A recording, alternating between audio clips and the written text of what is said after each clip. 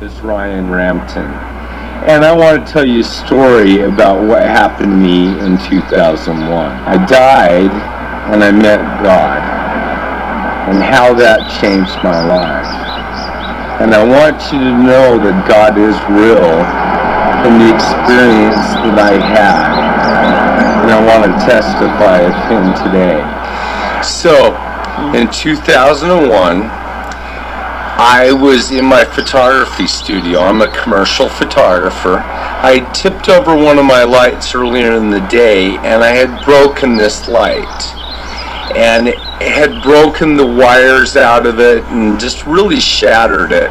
So I'm trying to fix it, see if there's anything to salvage. And the cord where it plugged into the housing had broken. Well, in fact, I have one right here. So this part was still in the light. I pull it out, I pull the wires off, but I can't get this piece off of the cord. So I'm pulling on it, and I'm pulling on it, and I can't get it. I remember it's still plugged in. So I go over to where it's plugged in, and I unplug it. Well, there's 4 of them plugged in, and I think I get the right one. But guess what? It was the wrong one. So I come back, and I'm pulling on the cord again, and I'm trying to pull, and I can't get it. But, you know, I'm a pretty smart guy. I like to MacGyver things. In fact, sometimes I'd say I'm brilliant.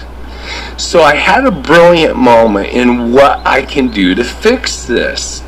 Hey, let's use my teeth as pliers. Well, okay, that wasn't so brilliant. Maybe that was one of my less brilliant moments, but anyway, I know you. Why are you cringing? Quit cringing. This, yeah, okay, cringe. Anyway, the electricity surges through me. It's completely encompassing my body. Every cell feels like it's going to explode. I can't move a muscle. I can't move my hands. I can't pull the cord out. I can't move my eyes to see if anybody sees me. I'm trying desperately to look around the room. I can't move anything. My whole body is completely frozen in the grip of electricity. I'm pulling with all my strength, but nothing is working, including my heart. My heart's frozen too. The only thing that's keeping me alive is the electricity running through me. So my life flashes through before my eyes, and I'm thinking, oh my gosh, like, this is bad. But you know what? I'm not too worried, because I've had so many near-death experiences where I should have died but didn't. The Lord had saved me time after time after time. When I was a firefighter, full-time firefighter, I got caught in a flashover. No, didn't die a hero. I almost died in a car wreck. No, can't die glamorous. I'm a pilot. I get inverted in the clouds, almost run into a mountain. No, can't die in a fiery crash.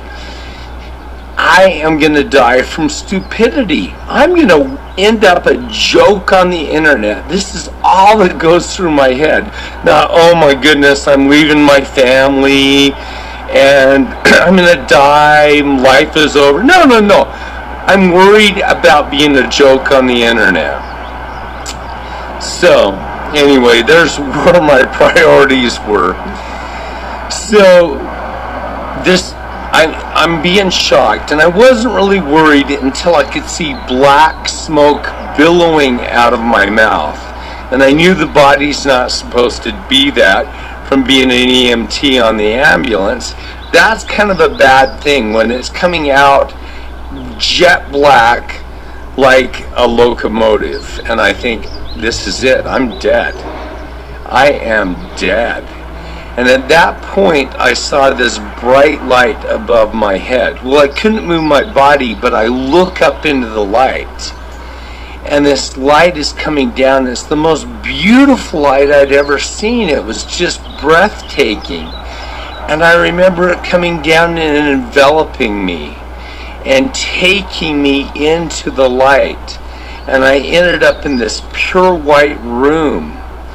And instantly I knew where I was and where I was going. And I was going home to God. I was going home to Father is what came through my head.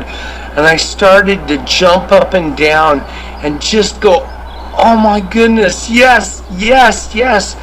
Never been so excited in my life. Little kid at Christmas that can get up at 7 o'clock and at 6:59, anticipation is running through me at this extreme level. I'm so excited to go home. So beautiful. And I'll tell you a little bit more in detail about this later, but the important thing is Christ shows up behind this veil. And I can see him and see the outline of him. And he is so brilliantly lit, like somebody has a searchlight behind him. And the radiance and the light is just blasting through. And it is so beautiful. And it is so amazing. And my heart is just melted. And I'm filled with love. And I feel the Spirit of the Lord so strongly. And I feel like everything's all right. And he comes to me through the veil, and he's standing right in front of me. And his radiance and his love just overpowers me. And he flashes my life before my eyes. We review it together. And it happens within a millisecond, and it's done. And he is happy with my life.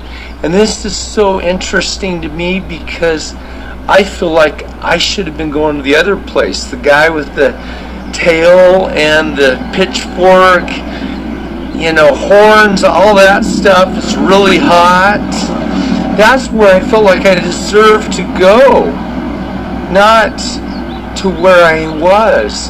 And not to have Christ respond to me the way he did. Not to have him look at me with nothing but love.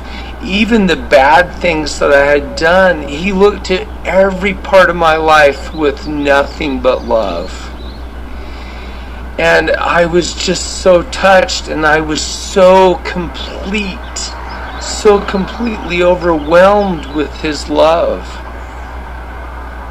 And he says to me, he says, Ryan, do you want to come home and live with me? Or do you want to go back to them? And he did this with his hand. And as he did that, the floor that I was standing on was pure white. And it went to foggy and then to clear. And I found myself standing in the air about 20 feet above my children. And I could see them playing. My little girl's like 6. Her older brother's 12, and the baby's asleep. And my older son's at a friend's. But I can see them playing, and I know they need me, and I know that I can't go home. I know that I can't stay in heaven, and it breaks my heart. As much as I love my children, as much as I want to be with them, it breaks my heart to leave heaven and to not go home with Christ. I don't want to, but I know it's my duty that they need me. And so I decide I'm going to go home. And I turn to Christ and I say, no, I can't come home. They need me. And he said, okay, I will see you again. And he sent me back to my body. And it was not this transition of this beautiful harps playing, birds singing to something nice. It was like getting hit by a dang truck. Bam! I'm back in my body and the electricity hits me again. And I'm being shocked violently again. And the cord's still in my mouth. And I'm just being shocked and I can't move it. I try pulling it out. And I think to myself, I'm like, why would the Lord send me back to my body and not get me off the electricity? And I hear his voice in my head, just as clear as a bell. And he says, oh, did you ask for help? I think I skipped that part. So I said, Heavenly Father, please help. And as soon as I said that, the cord moved. So I'm holding the cord, and all of a sudden it moves, and I can feel it pull. And so I start pulling with all my strength. And I'm pulling, and I'm pulling and pulling. And it's like the Lord made me do everything in my power to pull it out. But He made up the impossible part, which was to overcome the electricity.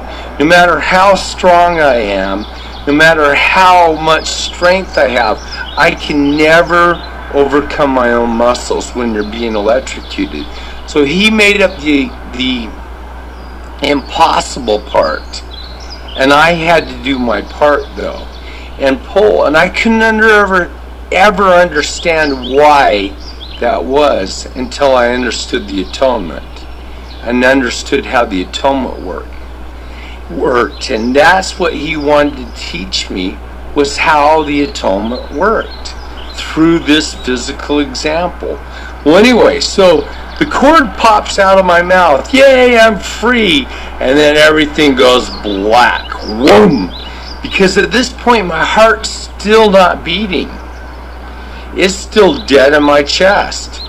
The electricity was keeping me alive, and it was like somebody unplugged me, and everything goes black. I don't even remember hitting the ground.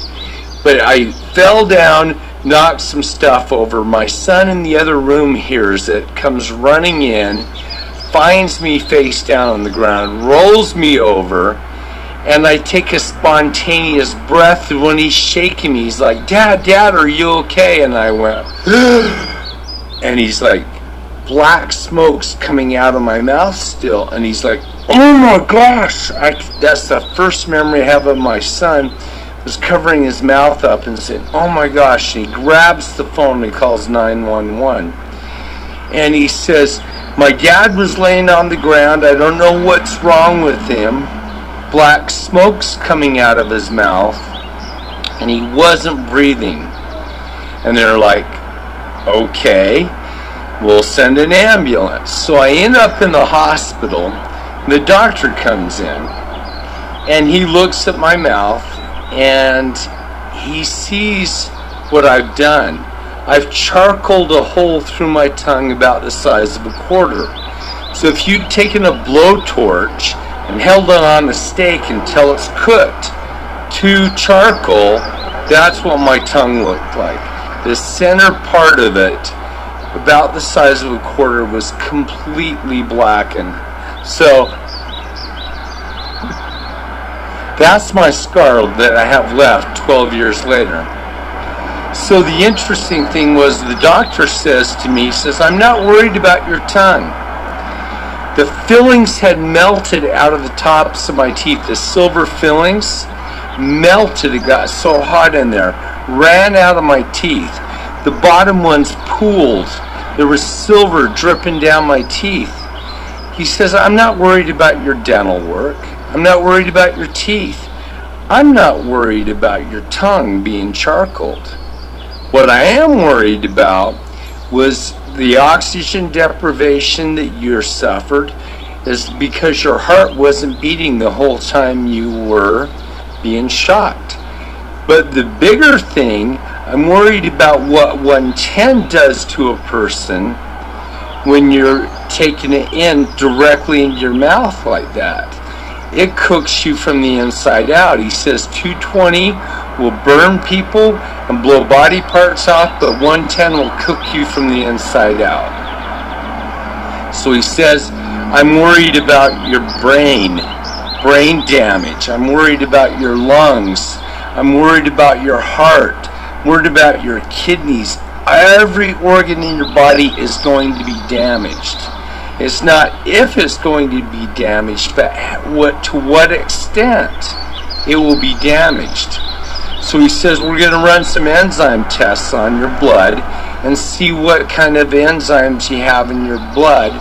That will tell us what type of damage.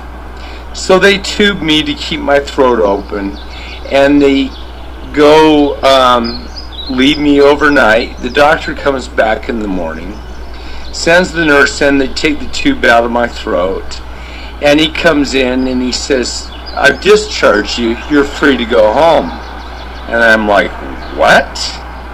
He says, "Yes, I ran your enzyme tests on your blood, and there are 0 enzymes in your blood." He says, "I didn't believe it, so I had him run it twice, and then I ran it the 3rd time myself." He says, "I've run the test 3 times. You have no enzymes in your blood." He says, "Given the damage in your mouth and the amount of time you were on the electricity, that's an impossibility for you to have no damage." He says, "You're a miracle. I'm a man of science and not faith. But," he says, "you're a miracle. I cannot explain what's happened to you." He says, "Go home and count your blessings." So I love you and thank you for watching this video.